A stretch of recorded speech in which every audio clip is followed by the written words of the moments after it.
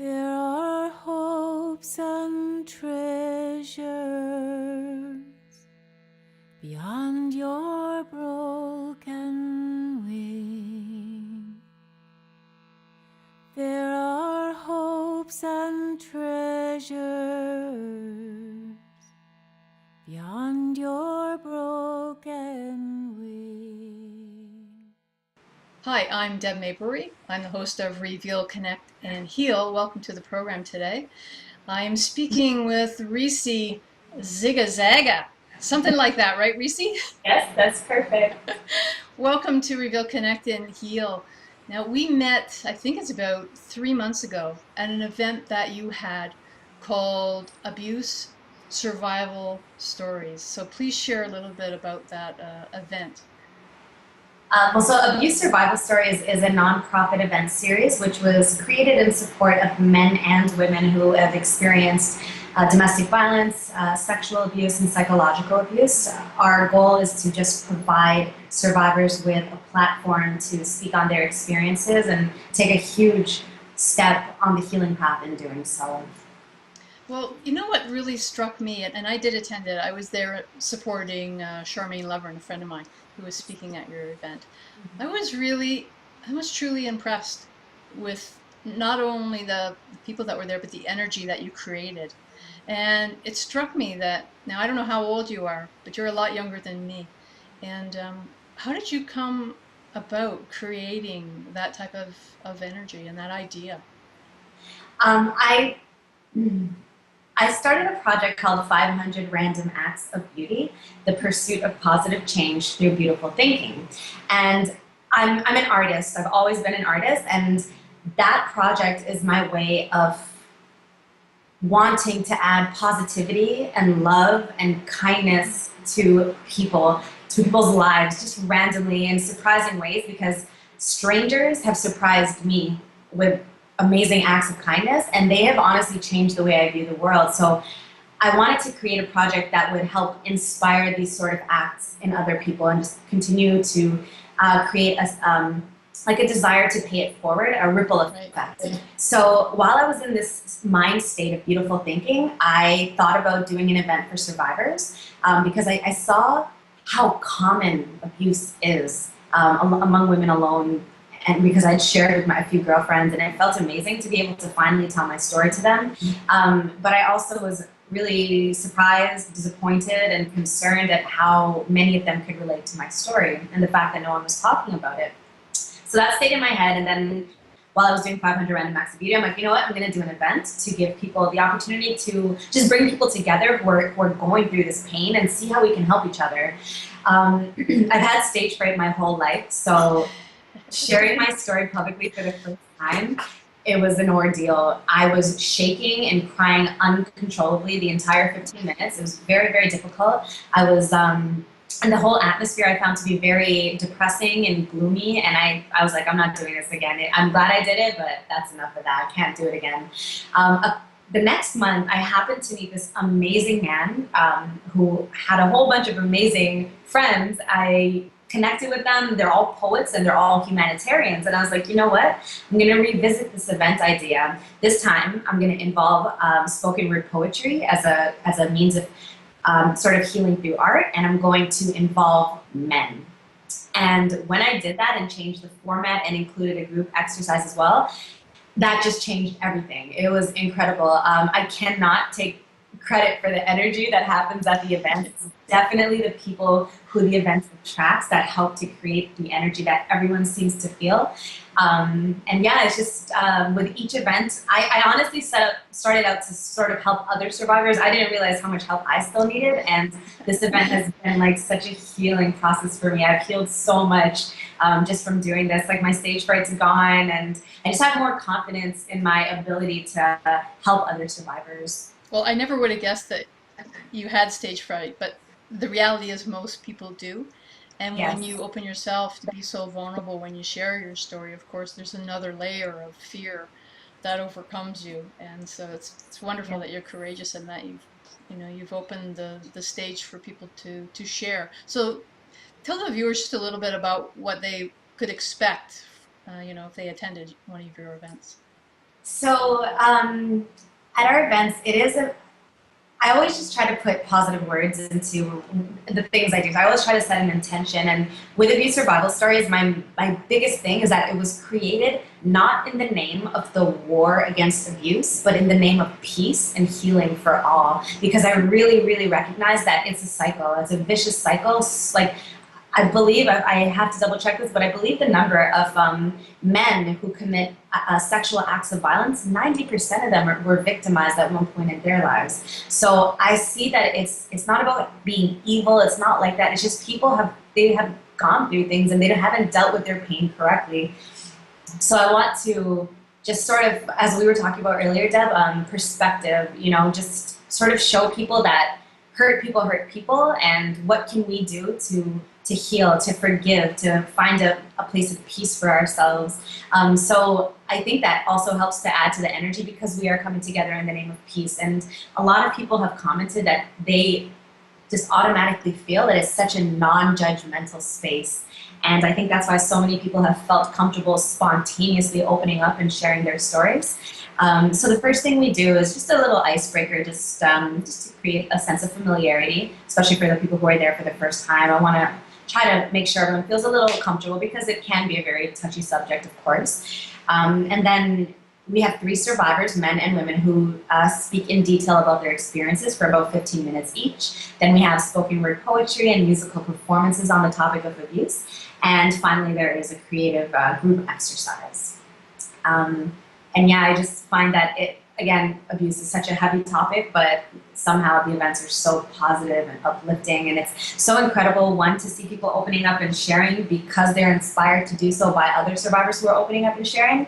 And a lot of people who come haven't experienced abuse directly. They're just there to support, but they also have said to me that they've learned so much about themselves from being there, that they've grown, and it's just incredible. It's so many things that I didn't expect to happen have happened. That's the beauty of it. Well, it's interesting because, that you have both men and women to begin with. That's huge. Yes. And that it's open to people that also want to support because, there's so much abuse. You look at it in all types of abuse. 1 in 3 females, and then depending on the study, 1, 5, 6, 7 boys have been sexually abused. And when you just say abuse, and then when you say emotional abuse, the numbers just are staggering. They're very huge. So to have these types of forms is very important because people, they feel that they're alone. Yes. And they feel alienated and they feel different. And like you said, there are so many that have been affected. If 90% of the time people have experienced some type of abuse, and then they turn that around because that's what they've learned, Yes. then they use that, and it is this cycle. We have to be careful with the myth though, because a lot of people don't come forward with abuse because then they think people are going to think that they're going to abuse others. So we have to be very cautious when we talk about that. Yes. But there is a high number of people. I mean, you look in prisons. I mean, those people have been violated. They've learned to be abusive in most cases, right? So why is it? I was reading your website, and you made I think there's only one stat on there, and it's actually the 1 in 10 of people that are abused report. That's a really low number. Yes. Share, why do you think only 1 in 10 report being victimized? According to that report, it's because, there is a fear of being re-victimized and just humiliation. I know a lot of survivors who were blamed when they opened up and told someone they trusted about what they've gone through. A lot of them are not believed. A lot of them just don't receive the support that they want. So I can understand how if you open up to, say, your parents, the people who are there, supposed to be there to love, support, guide, protect you, and they don't give you what you need in that moment, how can you go and trust anybody else to do that for you, right? So I can definitely understand why there's so much silence, but I also definitely know that things need to change. Well, I'd like to pick up that point a little bit more where you say, the humiliation. Because the self-blame is huge, because that turns into a low sense of self-worth as well. And then people become silent. And when they become silent, that's when I think they really begin to suffer and struggle. So speak a Yes. little bit more about maybe if you wanted to give a couple of tips for people to realize that they're not alone. What could they do? Um, for me, what's helped again is being able to speak to people who can relate to my story. So even if, first of all, so Deb, you made a very important point, which is self-love. Without that, you cannot progress very far in life. And I know a lot of people don't know how to love themselves. So my starting point is always celebrate anything that you achieve. Even if it is, say you feel depressed, but you managed to get out of bed that morning, celebrate that. Like just pat yourself on the back, show yourself love. And after a while, it becomes second nature. And just to know you have your own support can make you believe in how far you can go in this life. And I'm speaking purely from experience on that. So that's one thing, just celebrating everything about yourself. And that will get you to a point where you do believe that you're worth love and you're worthy of support and healing. And to help you realize that you're not alone, I would definitely recommend going to support groups for sure. Even if you're not ready to talk, but just to be in the presence of others who have gone through it, it's so comforting to know that someone else understands you, because if you haven't gone through abuse, it's very, very, very difficult to understand the rationale, the mindset of someone who has survived it. So yeah, just look for people who have gone through what you've gone through, and it just makes you feel so much better when you know you're not alone. Right, very good points. Another thing that you mentioned was the fear. And I know from teaching self-protection for, my goodness, it's been about 20 years now. Fear is a huge component in keeping people silent. The intimidation that if you tell, I'm going to do this to either you or to somebody else. So how do we help people overcome the fear of revealing, speaking out? That's a really good question. I think,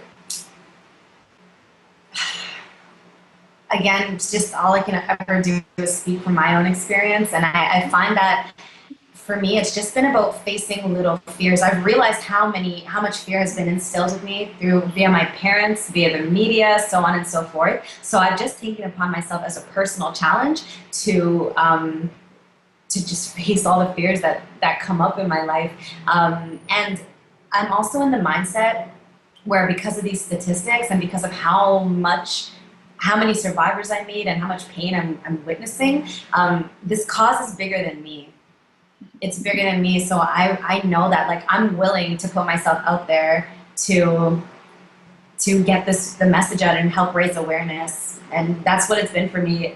I just feel like you can't live in fear. You can't, because then your perpetrator is still winning, you know? They still have the power, right? They still have the power. I don't know if I'm really giving you the best answer, but that's just how I'm living right now.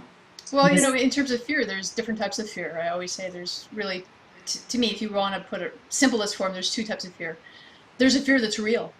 I had a woman attending a seminar one time whose husband was getting out of jail, and when he came out of jail, he said he was going to kill her. That's a legitimate fear. Then she has to deal with the legal system and what's she going to do. Is she going to move, and how to protect herself and her two children that she had. The other fear is a fear that is sort of beyond the initial thing that is happening, meaning I could never go out now and apply for a job, or I can't do this or that because my self-worth is so low. That's a different kind of fear. That fear is something that can hold you back when you really can do something, just by what you said, little steps to practice building confidence, building self-love, build your support system around you, and take the actions. So that was good answers. Another thing that I wanted to ask you is, where did you find the people that, when you first had your first event? Where did you get? Because I always get this. Where did you get the people that appeared in your book? Where did you find these people? So what was your method of locating people to be involved? You're asking great questions right now. Thank you. I'm trying. Yeah, you're making me really go back to these moments, and I'm realizing a lot of things. So I had mentioned 500 Random Acts of Beauty. So I'll just quickly touch base on how that started. I'm an artist, and a lot of artists know what it's like to be depressed and to go through very dark periods in their lives. And I just remember one night I was in the throes of heartbreak, and I was just bawling, and suddenly I just lifted my head up from my tear-stained pillow, and I thought, who else in the world is feeling this way right now? And I just felt like there must be so many people who are going through pain. And I was like, everything that I want for myself in this moment, someone to hold me, someone to love me, to comfort me, let me go and see who I can do that for. And that started me on the path. Eventually 500 Random Acts of Beauty was created from that. So it started with a lot of messages that I would put out in the streets in creative ways just to give people hope. And when I started doing it, was like, I call it my awakening. And after that, I just started reaching out to more women. So there was on Facebook, I'm a very private person. I don't really go to social events and stuff. I'm just always like focused on trying to achieve certain goals. And there's been, because I'm a photographer, I've been a photographer for 10 years. And through social media, there's a lot of people who've supported me over the years. And I'm like, you know what? I want to connect with these women. Like, let me just reach out and see who these wonderful souls are who have, been so supportive. So I sent out a message to a group of women I never met before, never really spoken. And I was just like, hey, come join me. Let's all have dinner. So we met up, we had dinner, and as we went around, introduced ourselves, a couple of them mentioned working with survivors, that they are survivors. And so 2 of them I met at the dinner, and a third one I had photographed several times over the course of my photography career, and she's one of my closest friends now. So I asked the 3 of them individually if they would be interested in sharing their stories if I was to do this event. They all said yes, and that's how it started. And now, after each event, at least one person says, how can I share my story at your next event? So yeah, it's really They're beautiful. such good events. Now, the one thing, because to me, that's another thing that's so healing. So I'd like you to share it. And I don't know what you called it, but people brought something that was special to them, and then they had a note, and then they were giving that to somebody. What was that the woman was doing? Do you know what I mean? It was a couple of months ago. What was that called? I'm trying to remember what the exercise was.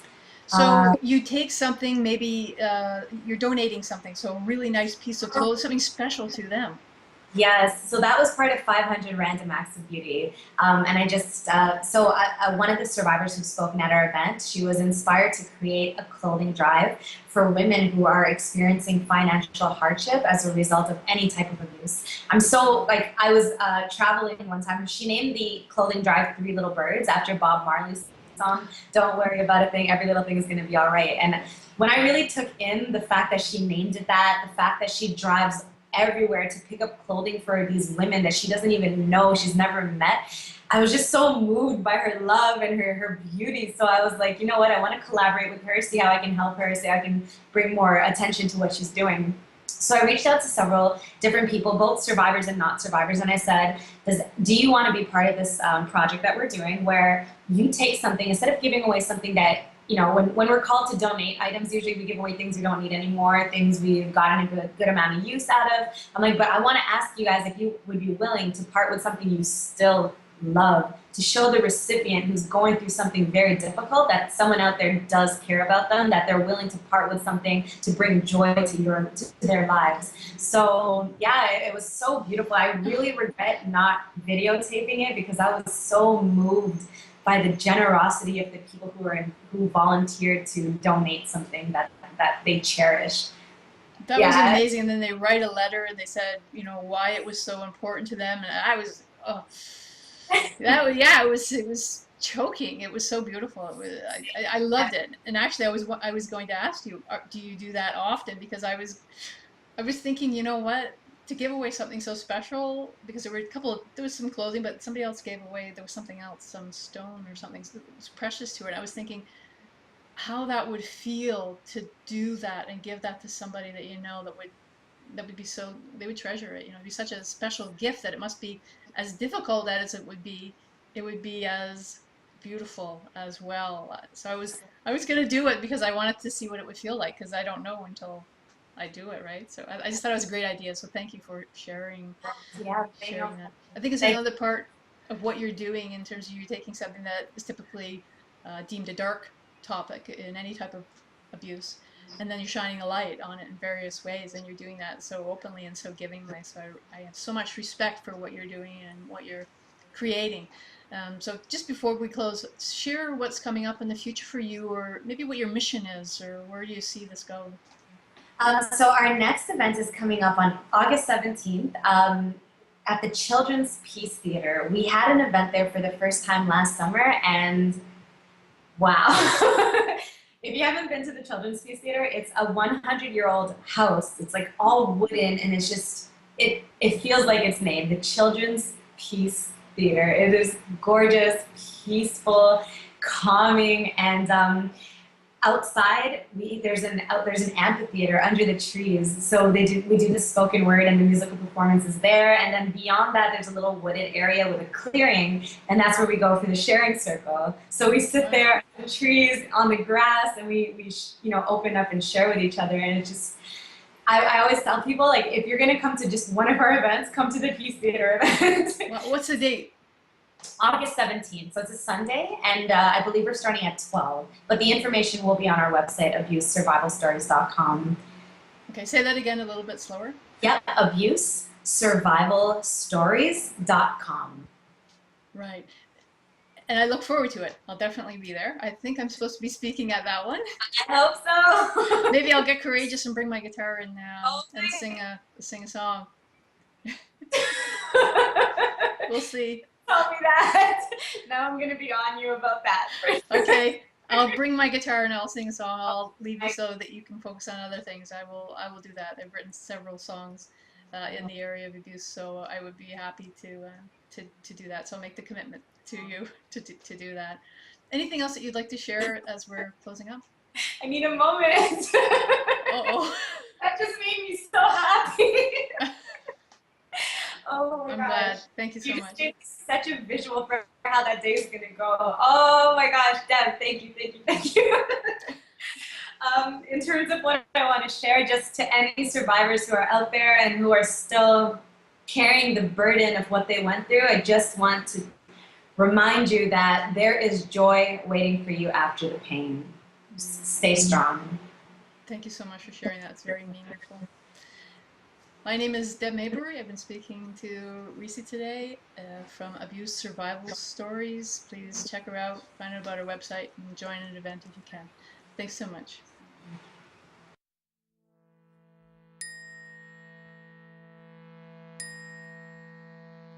There are hopes and treasures beyond your broken wing. There are hopes and treasures beyond your broken wing. Ooh, beyond your broken